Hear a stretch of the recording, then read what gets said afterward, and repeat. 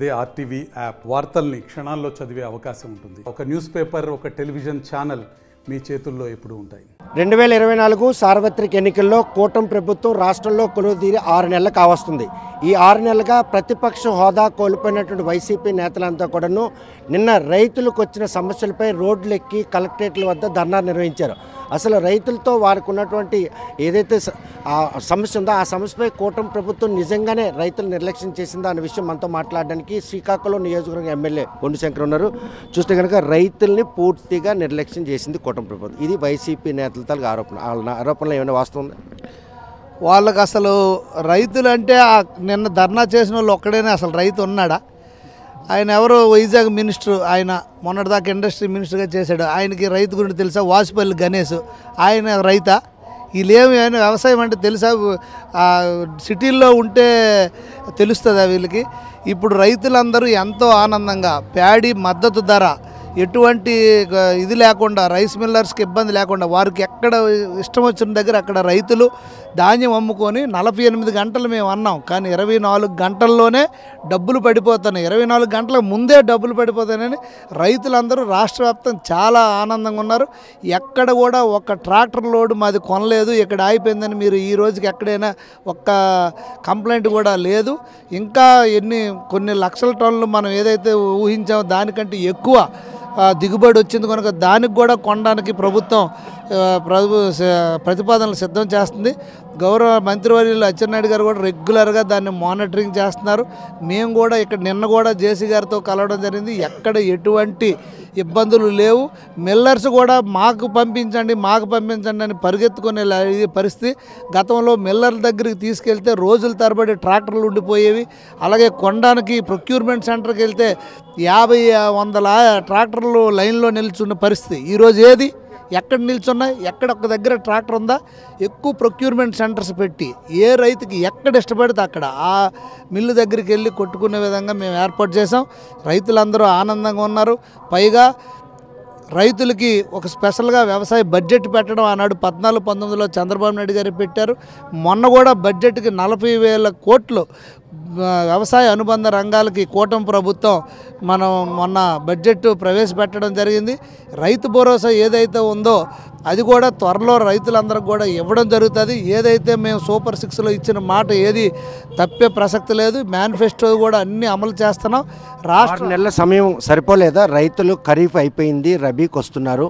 రైతు భరోసా కూడా ఇప్పటివరకు వర్తింపు చేయలేదు. అదేవిధంగా 20,000 రూపాయల పరిహారం, ఈ విషయంలో కూడా మీ తాలూకు నిర్లక్ష్యమే ఈ రైతులు నిర్లక్ష్యం చేసిన వాళ్ళ ఆరోపణ. పరిహారం పుష్కలంగా వాళ్ళకి అందించారు. 2,000 రూపాయలు గతంలో ఉండేది. గత 5 సంవత్సరాలు ఈయన ఏం చేశాడు?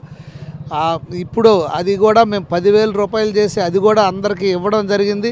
ఎవరెవరు పంట నష్టమైందో ఈ రైతు భరోసాకు కూడా ఈ మరొక 1-2 నెలల్లో కూడా ఏర్పాట్లు చేస్తుంది ప్రభుత్వం. ఒక పక్క పెన్షన్లు, ఒక పక్క రాష్ట్రంలో ఉద్యోగస్తులకు జీతాలు కూడా ఇవ్వని పరిస్థితి నుండి ఈరోజు ప్రతి నెల 1వ తారీఖు జీతాలు ఇచ్చే స్థితికి వచ్చాం, పెన్షన్లు ఇచ్చే స్థితికి వచ్చాం. ప్రయారిటీ బేసిస్ మీద వెళ్తుంది. అంటే ఇదంతా కూడా గత 5 ఏళ్ళలో జరిగినట్టు విధ్వంసాన్ని స్ట్రీమింగ్ చేసుకుంటూ వస్తున్నారు. 100% అంతే. ఇప్పుడు కూడా ఈ ధాన్యం కొనుగోలు మీకు తెలిసిందే 6 నెలల తరబడి పడలేదు. మొన్న ఈ ప్రభుత్వం వచ్చిన తర్వాత 1,000 కోట్లు బకాయిలు ధాన్యంకి ఇవ్వడం జరిగింది. మీకు తెలిసిన గతంలో రైతులందరూ ట్రాక్టర్లు కలెక్టరేట్ ముందు ధాన్యం పోసేసిన పరిస్థితి. ఇప్పుడు ఒక్క బస్తా ఎక్కడైనా ఉండిపోయిందని చెప్పమానండి.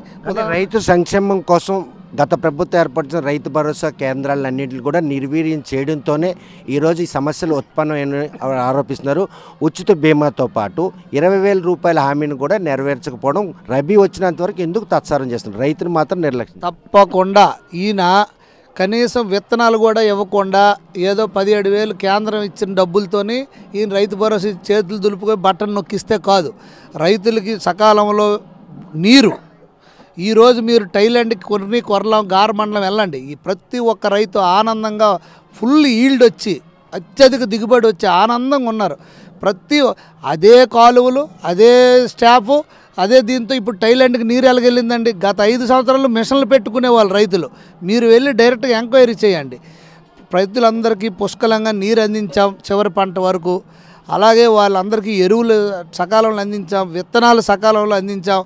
ఇప్పుడు ఏదైతే పనిముట్లు కూడా కొన్ని మొన్న ఇవ్వడం జరిగింది, ఇంకా పెద్ద ఎత్తున పనిముట్లు ఇస్తాం. అలాగే డ్రిప్ ఇరిగేషన్ మీద మొన్నే స్ప్రింక్లర్స్, అలాగే బిందు సేద్యం కింద ఇవన్నీ కూడా ఇవ్వడం జరిగింది, పైపులు కూడా ఇవ్వడం జరిగింది. రైతులకు ఒక్కొక్కటి అన్నీ చేస్తాను. గతంలో ఈయన ఒక్క కొడవలైనా కొనేసి ఇచ్చాడా అడగండి, ఎక్కడైనా ఒక కొడవలి పిడి కూడా ఇవ్వలేదు ఈయన. ఇంకా ఈయన మాట్లాడుతాడు, అసలు ఈయనకి వ్యవసాయం గురించి తెలుసా? ఎప్పుడైనా పబ్జీ గేమ్ ఆడుకోవడం తప్పించి గత ముఖ్యమంత్రికి అసలు వ్యవసాయం గురించి తెలుసా? అసలు వాళ్ళు రోడ్లు ఎక్కడానికి కేవలం పార్టీని లైమ్లైట్లోకి తెచ్చుకోవడానికి 6 నెలలు గడువిచ్చాం కూటమి ప్రభుత్వంకి. 6 నెలల తర్వాత సమస్యలపై పోరాడుతున్న ఉద్దేశంతో ఈరోజు రైతులు సమస్యలను రోడ్డెక్కారు. రోడ్లు ఎక్కడానికి దేవినేని అవినాష్కి రోజు నెలవారీ అద్దెలు కలెక్షన్ చేసుకోవడం తప్పించి ఆయనకి ఏం తెలుసండి? విజయవాడలో ఆయన నడి రోడ్డు మీద ఎక్కితే ఆయన 6 ఎక్కారు రోడ్డు. ఇప్పుడు మేము వాళ్ళలాగే లాస్ట్ గవర్నమెంట్ లాగా బియ్యం దందా చేశారు కాకినాడలో. గత ప్రభుత్వం బియ్యం దందా చేసిందిలే, మనం చేసామని చేయలేదు, అది తప్ప. లేదా మద్యం ఫ్యాక్టరీలు సొంతంగా అందరినీ తరలించి వీళ్ళు లీజుకి తీసుకొని మద్యం అమ్ముకొని వీళ్ళే అమ్ముకొని ఇచ్చేశారు. దాన్ని ఆపి వాళ్ళతో వాళ్ళు తిన్నారు, మనం అలాగే అమ్ముకుందాం, మనం ఫ్యాక్టరీ లైసెన్సులు చేసుకుందాం, అది చేయకపోవడం తప్ప. లేదా ఇసుక కన్నా దోపిడీ చేసి టన్నులు వేసి ఒక ట్రాక్టర్కి 6,000 లెక్క వసూలు చేసి రోజు తాడేపల్లి ప్యాలెస్కి మూటలు వెళ్ళిపోయింది. అలాగే ఎలాగవుద్ది? ప్రజలందరికీ మనం ఆదుకోవాలంటే ఇప్పుడు 800 రూపాయలకి ట్రాక్టర్ ఇసుక వస్తుంది. మీరు మీడియా వాళ్ళు మీకు తెలుసు, గతంలో 3 నెలల ముందు ఇసుక ట్రాక్టర్ ఎంత, ఇప్పుడు ఎంత అడగొచ్చు కదా మీరు. మరి ఇవన్నీ ఏంటి? ఇవేవి నిన్న రోడ్లు ఎక్కిన వైసీపీ నేతలకు ఎవరికి తెలీదా? ఎందుకు తెలీదు? బొకాయింపు. వాళ్ళకి ఏదో ఉనికి కాపాడుకోవడానికి ఆల్రెడీ రోజుకి 2 ముగ్గురేసి సీనియర్ నేతలందరూ చేజారిపోతున్నారు. ఆయన ఉనికి కోల్పోతున్నాడు, పూర్తిగా పట్టు కోల్పోతుంది, చేజారిపోతుంది పార్టీ. ఏం చేయాలో వాళ్ళకి అర్థం కావట్లేదు. ఏదో ఒకటి లేనిపోయిన కళ్ళబొల్లి మాటలు చెప్పి ప్రజలను మభ్య పెట్టడానికి చూస్తున్నారు. రైతులందరూ వాళ్ళు పొలాల్లో బిజీగా ఉండి ధాన్యం అమ్ముకొని వాళ్ళు సరదాగా ఉన్నారు. సంక్రాంతి వచ్చేసరికి బట్ట మొక్క కొనుక్కోవాలంటే రైతు దగ్గర పైసా ఉండేది కాదు గత 5 సంవత్సరాల్లో. ఇప్పుడు ఆల్రెడీ వెళ్ళండి, ఒక్కొక్కరి దగ్గర వెంటనే పంట 24 గంటల్లో డబ్బులు పడితే ఆనందంగా ఉన్నారు. దానివల్ల కూలీలు కూడా వెంటనే వాళ్ళకి డబ్బు లేదంటే వాళ్ళకు కూడా పండగ తర్వాతే ఇచ్చేవాళ్ళు. నిన్న ఒక మాజీ మంత్రి మాట్లాడుతూ ప్రతిపక్ష హోదా ఉండేలా ఉంటే అసెంబ్లీలో సమస్యలపై పోరాడడం, అది కూడా ప్రజలు మాకు అవకాశం ఇవ్వలేదు అనడంలో అర్థం ఏంటి? ఉండడం ఎప్పుడు ఉంటుంది ప్రతిపక్ష హోదా? 29 తర్వాత చూద్దాం, అప్పుడు ఏమైనా ఇస్తే. అది సింగిల్ డిజిట్కి వెళ్ళిపోతే అసలే ఉండదు. ప్రతిపక్ష హోదా ప్రజలు ఇవ్వలేదంటే మీరు ప్రతిపక్షానికి కూడా పనికిరారని అర్థము. ఇంకా మీకు అర్థం కాకపోతే మేము ఏం చేయాలా? మీ కర్మ అనేది ఏం చేయగలరు చెప్పండి. చూస్తే కనుక కూటమి ప్రభుత్వం రైతులు పక్షపాతి అని చెప్పడానికి డే 1 నుండి ఈరోజు బడ్జెట్లో కూడా 40,000 కోట్ల రూపాయలు పొందుపరిచి రైతులకు అవసరమైన అన్ని మౌలిక సదుపాయాలు కల్పిస్తున్నారు. కాకపోతే సాగునీరు కనీసం 5 ఏళ్లుగా ఇవ్వలేనటువంటి వైసీపీ నేతలు ఈరోజు రైతుల సమస్యలపై పోరాడడం మాత్రం హాస్యాస్పదం అంటున్నారు. రాష్ట్ర బడ్జెట్లో రైతులకి పెద్ద మొత్తంలో బడ్జెట్ని కేటాయించినటువంటి ప్రభుత్వం ఏదైనా కూటమి ప్రభుత్వం కేవలం తమ పార్టీని నిమ్నం చేసుకోవడానికి ఒక్కరొక్కరుగా పార్టీ చేజారిపోతున్న నేపథ్యంలో పార్టీని పరిరక్షించుకోవడానికి ఇలా రోడ్లు ఎక్కి పోరాటం చేస్తున్నారు. ప్రతిపక్ష హోదా ప్రజలే ఇవ్వకపోతే ఈరోజు కూటమి నేతలపై ఎలా ఆరోపణలు చేస్తున్నారు గొండు శంకర్ ప్రశ్నిస్తున్నారు. వీడియో జర్నలిస్ట్ రామకృష్ణతో సత్యం, RTV శ్రీకాకుళం. మరిన్ని వీడియోస్ కోసం ఛానల్ ని సబ్స్క్రైబ్ చేయండి, లేటెస్ట్ అప్డేట్స్ కోసం వాట్సాప్ ఛానల్ ని ఫాలో చేయండి అండ్ లింక్ డిస్క్రిప్షన్ లో ఉంది.